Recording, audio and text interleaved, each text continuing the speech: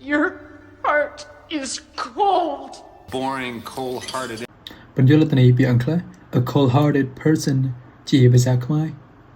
a cold-hearted person ឬក៏ a cold-hearted person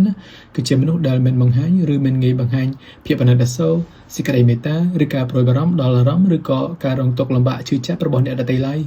មនុស្សប្រភេទនេះគឺជាមនុស្សដែលមិនមានភាពកក់ក្ដៅមិនមានភាពចិត្តល្អឬគ្មានអារម្មណ៍បែបមនោសញ្ចេតនាដូចមនុស្សទូទៅឡើយជាភាសាខ្មែរយើងអាចប្រើវាដើម្បីសំដៅលើមនុស្សដែលដាច់ចិត្តមនុស្សគ្មានអារម្មណ៍មនុស្សចិត្តសត្វឬក៏មនុស្សខកខើជាដើមក្រៅពីការប្រើដើម្បីពិពណ៌នាមមនុស្សយើងក៏អាចប្រើឃ្លា cold-hearted ជាគុណនាមជាមួយពាក្យផ្សេងទៀតដូចជា a cold-hearted attitude ឬក៏ a cold-hearted attitude ដែលមានន័យថាចរិតឬក៏ការធ្វើអ្វីមួយដោយមិនមានមនោសញ្ចេតនាមិនយកអារម្មណ៍ពាក់ព័ន្ធឬក៏គ្មានធម៌មេត្តា a cold-hearted decision ឬក៏ a cold-hearted decision មានន័យថាការសម្រេចចិត្តដែលគ្មានធម៌មេត្តា a cold-hearted response ឬក៏ a cold-hearted response មានន័យថាការឆ្លើយតបដោយគ្មានភាពកក់ក្ដៅគ្មានការខ្វាយខ្វល់ឬក៏គ្មានការព្រួយបារម្ភនិង a cold-hearted villain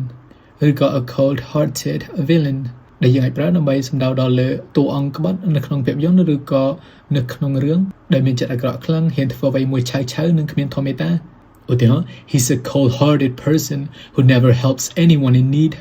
មានន័យថាគាត់គឺជាមនុស្សដែលចិត្តដាច់គ្មានមេត្តាឬគ្មានភាពអាណិតអាសូរម្នាក់ដែលមិនដែលជួយនរណាម្នាក់ដែលកំពុងជួបទុក្ខលំបាកឬក៏កំពុងត្រូវការការជួយនោះទេឧទាហរណ៍មួយទៀត her cold-hearted response made him regret opening up